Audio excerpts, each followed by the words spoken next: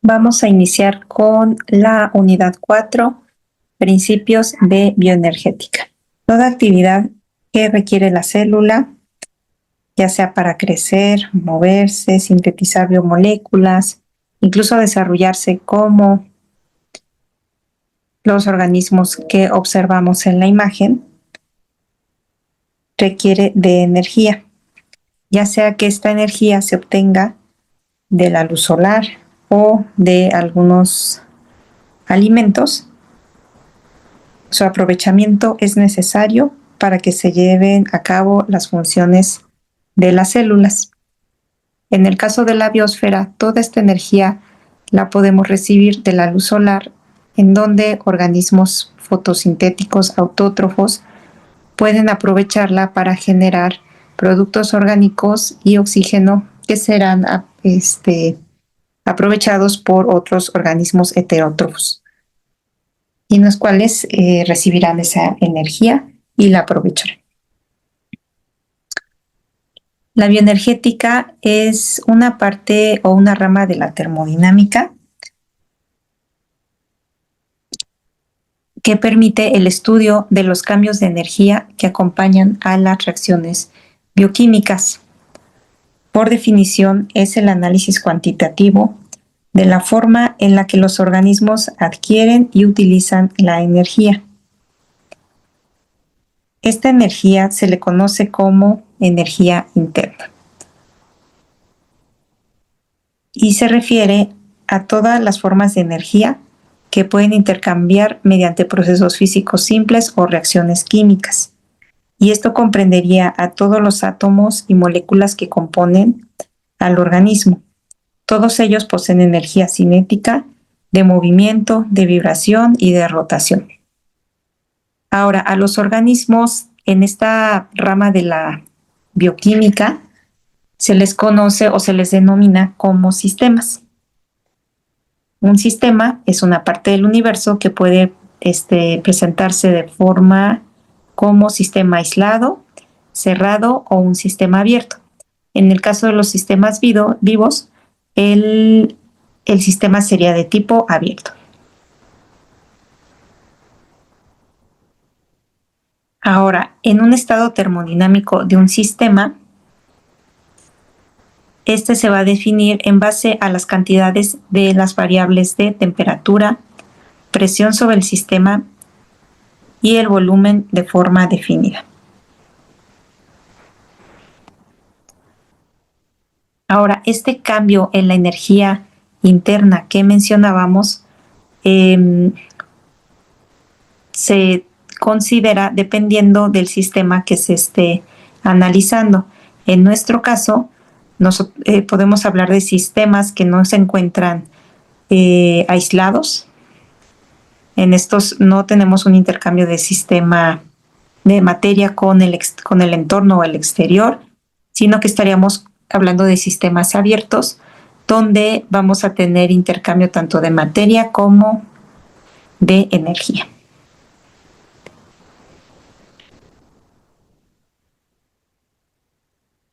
En el caso de los organismos vivos, este intercambio de energía se da principalmente a través de dos variables, que una de ellas sería el calor, su símbolo oficial es Q, y el trabajo, cuyo símbolo oficial es W.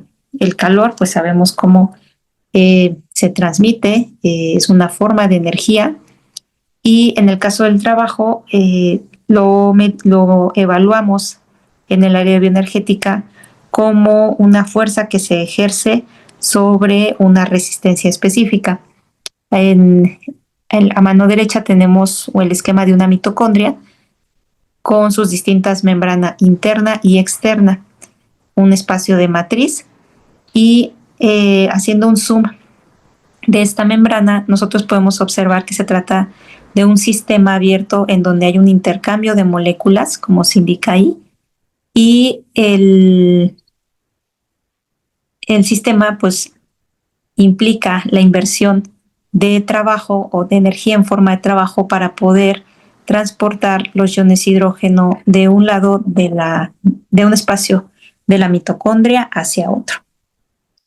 Entonces, tenemos que en el caso de el calor, un valor positivo indica absorción de energía, mientras que un valor negativo indica transferencia hacia los alrededores. Mientras que en el trabajo un valor positivo implica una inversión de energía sobre los alrededores y un valor negativo hacia los alrededores del sistema. Entonces tenemos que dentro del contexto de la bioquímica, considerando el metabolismo, vamos a tener que cuando nosotros consumimos un alimento, ya sea en forma de carbohidrato, lípidos o proteínas, estas biomoléculas van a ser degradadas para obtener productos que nos permitirán la obtención de energía. Entonces, el organismo va a tener una diferencia en la energía interna. Va a pasar de un estado de menor energía a un estado de mayor energía por el alimento que está consumiendo. Ahora, esta energía se va a emplear para generar calor o trabajo, el cual será aplicado en todas las funciones de la célula que hemos mencionado. Y de forma inversa, el organismo va a contar con una reserva de moléculas que le van a favorecer procesos anabólicos para generar macromoléculas. Pues esto implica cambios en los niveles de energía y esto implica entonces una inversión en los sistemas para poder llevar a cabo estas reacciones químicas. Viéndolo de forma un tanto más específica, vamos a tener la participación de diversos compuestos químicos y biomoléculas para que se inicien todas las rutas metabólicas y generen productos intermediarios que van a permitir la formación de moléculas de interés celular, como pueden ser las hormonas, el colesterol, vitaminas, triacilgliceroles, fosfolípidos, etc.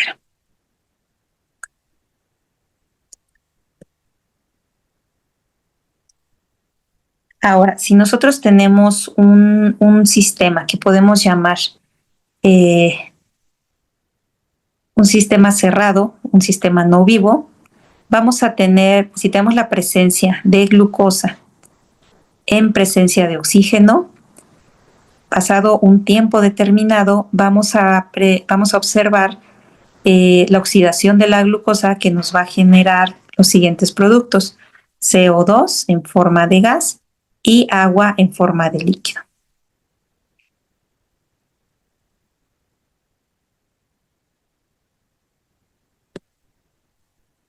Y en este punto podemos contemplar a la primera ley de la termodinámica que nos indica la ley de la conservación de la energía. Esta en el contexto de bioquímica nos indica que la energía de un sistema solo puede modificarse mediante intercambios de calor y de trabajo con el entorno.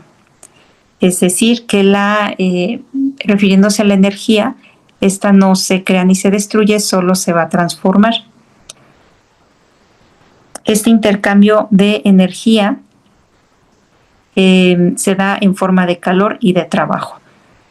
Y estaría dado por la siguiente fórmula: delta E, o cambio en la energía interna, es igual a calor menos W. Un valor negativo de Q indica que el sistema ha perdido calor, mientras que un valor positivo indica que ha ganado calor. Mientras que un valor negativo de W indica que el sistema realizó un trabajo sobre su entorno y viceversa. Ahora, considerando las variables de estado de temperatura, presión y volumen, tenemos que a un volumen constante la diferencia de energía es igual al calor. Y a una presión constante, la diferencia de energía es igual al calor menos delta N por la constante de disociación de los gases por la temperatura.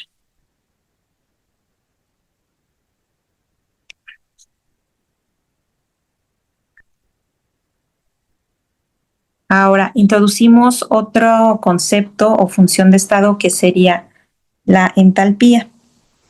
La entalpía nos define el cambio de calor en las reacciones químicas a una presión constante.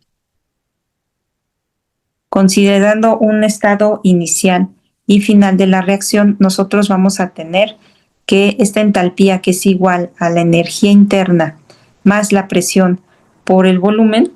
La segunda ley de la termodinámica nos indica hacia qué dirección se van a ver favorecidos los procesos químicos de los que estamos hablando.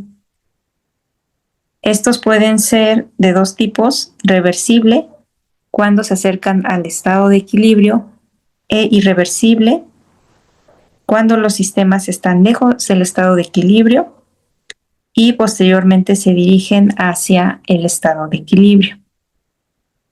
A un proceso irreversible también se le denomina proceso favorable. Esto es que la reacción es favorecida. Ahora, es importante considerar que todos los procesos bioquímicos o químicos son favorables termodinámicamente, es decir, tienen una dirección definida. Y por mecanismos de evolución química, los procesos van siempre hacia el estado de menor energía. Ahora, vamos a introducir otro concepto, que es el de entropía. Y si nosotros observamos la imagen, tenemos un esquema de la célula en su porción exterior y en su porción interior, que se les denomina espacio extracelular e espacio intracelular, el cual está determinado por la presencia de la membrana celular, que está formada por una bicapa lipídica. Entonces, si tenemos un soluto en el espacio extracelular y vamos siguiendo la concentración del soluto a lo largo del tiempo, podemos observar que el soluto se va a ir difundiendo poco a poco hacia el espacio intracelular, de forma que va a llegar un momento donde el soluto se encuentre en igual concentración tanto en el espacio extracelular como en el espacio intracelular, alcanzando así un estado de equilibrio. En este caso, esta difusión, que se le conoce como difusión pasiva, generará un estado isotónico. Y la entropía, entonces, lo que mide es el grado de aleatoriedad o desorden de un sistema, por lo que puede definir diversos estados termodinámicos, que se les conoce como subestados. Entonces, las moléculas poseen una tendencia natural a la aleatorización, es decir, van a tener diferentes estados termodinámicos. Ahora, ¿cómo podemos medir estos estados? Pues lo podemos medir mediante la siguiente fórmula, donde entropía es igual a la constante de Boltzmann por el logaritmo natural de los subestados termodinámicos. La constante de Boltzmann es el equivalente a la constante de los gases sobre el número de Avogadro. Por lo tanto, la entropía es considerada una medida del desorden, ya que siempre habrá muchas más formas de colocar un número elevado de moléculas de una forma desordenada más que de una forma ordenada. Y lo que nos indica la segunda ley de la termodinámica es que la entropía de un sistema aislado tenderá a aumentar hacia un valor máximo. Así, el valor de entropía de un estado ordenado va a ser siempre inferior a la de un estado desordenado del sistema. Considerando un sistema abierto, como sucede con las células, existe un gran intercambio de energía y materia con su entorno. Entonces, en bioenergética se ha establecido un una función de estado que nos va a incluir tanto la entropía como la energía interna. Y esta es la energía libre de Gibbs, también conocida como energía libre. Y se refiere a aquella porción del cambio en energía total que es capaz de utilizarse para realizar un trabajo. Por lo que la energía libre es aquella energía útil en un sistema y también se le denomina como potencial químico. Y entonces su estimación es sumamente importante para ver tanto el favorecimiento de las reacciones químicas o la inversión de energía necesaria. Combina tanto la entalpía, mide el cambio de la energía a presión constante y el término de entropía, que tiene en cuenta la importancia de la aleatorización. Y es que los sistemas biológicos se adhieren a las leyes generales de la termodinámica. La energía total de un sistema, incluyendo sus alrededores, permanece constante. Es decir, que dentro de un sistema total la energía no se pierde ni se gana durante los cambios, pero sí puede ser transferida de una parte a otra del sistema y ser transformada a otra clase de energía. Esto es calor, energía eléctrica, mecánica, radiante, entre otras. Y segundo, la entropía total de un sistema debe incrementarse para que un proceso ocurra en forma espontánea. Esto es, la entropía vuelve a su máximo conforme se acerca al equilibrio.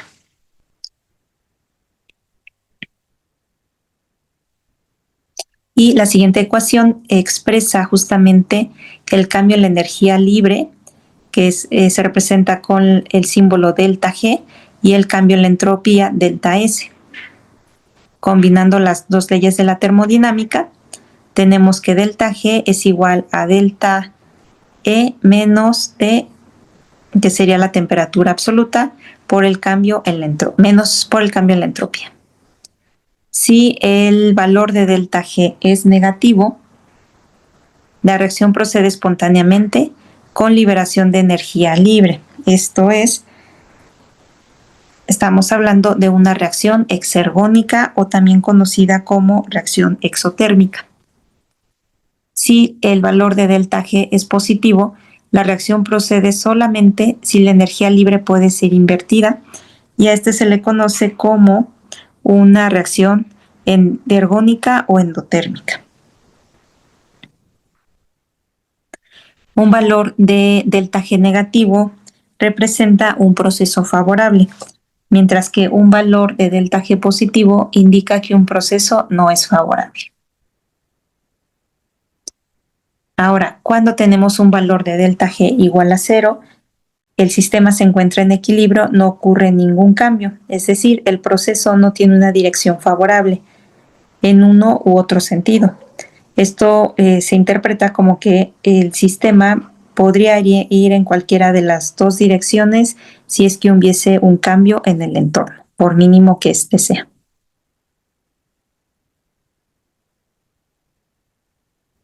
Y cuando los reactantes están presentes en concentraciones de 1 mol por litro, la delta G se le conoce como delta 0, y cuando el sistema tiene un pH de 7 se le conoce como delta G 0'. En la siguiente tabla podemos observar justamente cómo cambian los valores de entropía y entalpía de acuerdo al tipo de reacción y el producto que tendría en la energía libre de Gibbs. En el primer caso, la reacción va a estar favorecida entálpicamente, es decir, va a ser una reacción exotérmica y entrópicamente, por lo que es una reacción espontánea a todas las temperaturas, esto es una reacción exergónica. En el segundo caso, la reacción va a estar favorecida entálpicamente, pero es opuesta entrópicamente. Es espontánea solo a temperaturas por debajo de la temperatura.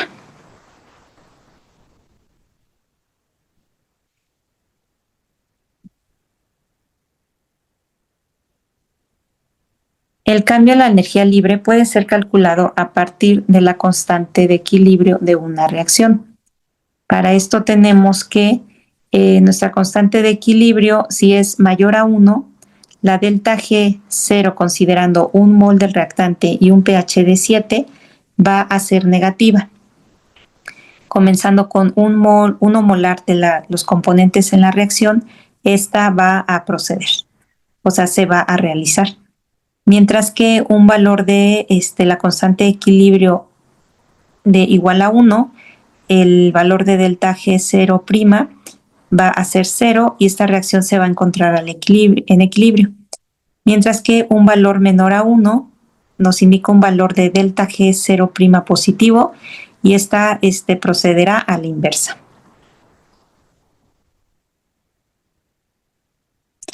Y aquí es donde entra la participación de las enzimas.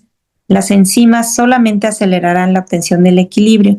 Nunca van a afectar al punto de equilibrio de la reacción, dado que la enzima no tiene efecto en la delta G0'.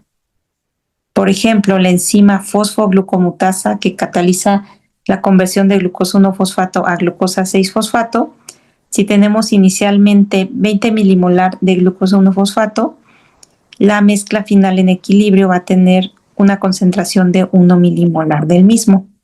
Si comenzamos con una concentración de glucosa 6-fosfato de 2 molar, vamos a tener una concentración final de 19 milimolar en equilibrio. Aquí presentamos la reacción donde la enzima utiliza el sustrato de glucosa 1-fosfato para generar un intermediario que sería la glucosa 1,6-bisfosfato y posteriormente la glucosa 6-fosfato. Entonces tenemos que al considerar las concentraciones de ambos productos, 19 milimolar y 1 milimolar, la constante de equilibrio sería igual a 19 y considerando la delta G bajo las condiciones estándar,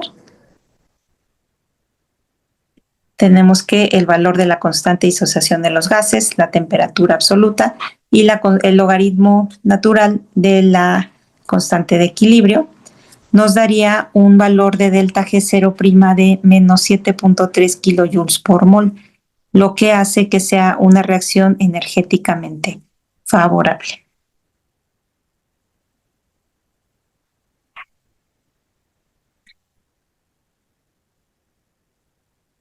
Aquí tenemos algunos valores de la energía libre de Gibbs para reacciones de hidrólisis, por ejemplo, de ATP, la cual es energéticamente favorable, y así como la de otros compuestos.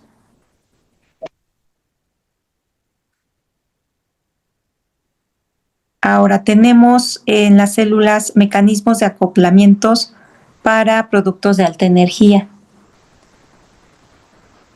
en donde un producto de alta energía va a generar una reacción exergónica que esta energía que es liberada puede ser utilizada en una reacción endergónica, lo que nos permite la transferencia de energía libre de una reacción a otra. Esta es una ventaja al no emplear una molécula intermediaria, ya que esta molécula tendría que estar relacionada químicamente con los compuestos, el que está donando la energía como el que la está recibiendo. No obstante, en este tipo de reacciones químicas acopladas, podemos utilizar este paso de energía o transmisión de la energía utilizando una molécula que es muy ampliamente estudiada, denominada ATP. Es el acrónimo para adenosín trifosfato. El ATP, como lo habíamos mencionado en presentaciones anteriores, es la moneda de cambio de la energía celular. Actúa como un donador de grupos fosfato con enlaces altamente energéticos, por lo que el potencial de transferencia de grupos químicos es muy alto. El ATP transfiere la energía libre derivada de sustancias con potencial energético alto a aquellas sustancias con un potencial energético menor.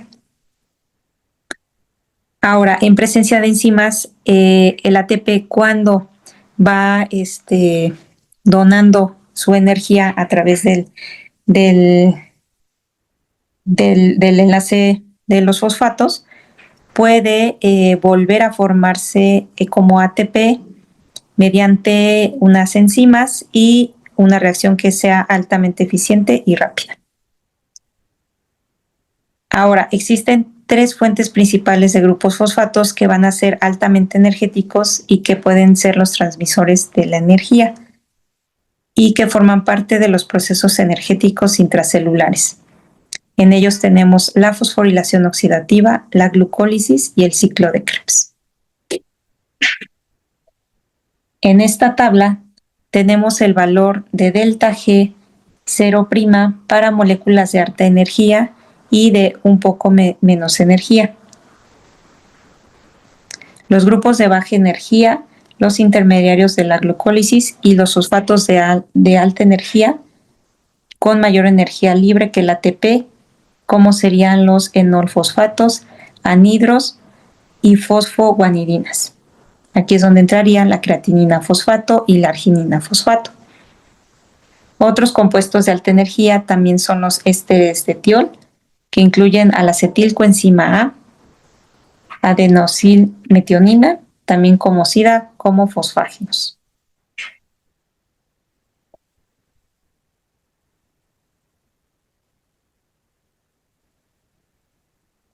Entonces, el ATP va a tener un alto grado de transferencia de sus grupos fosfatos, que son fosfatos de alta energía.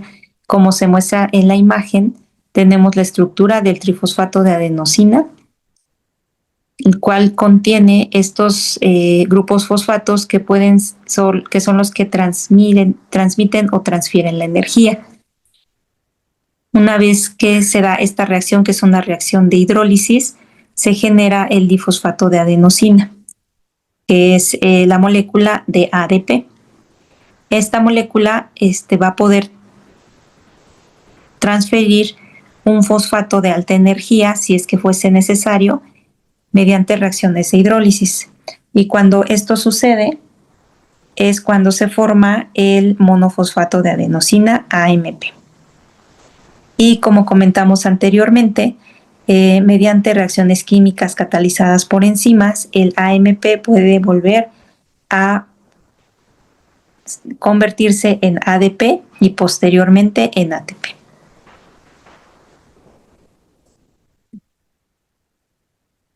En esta imagen tenemos la reacción química de la transferencia de fosfato de ATP a creatinina.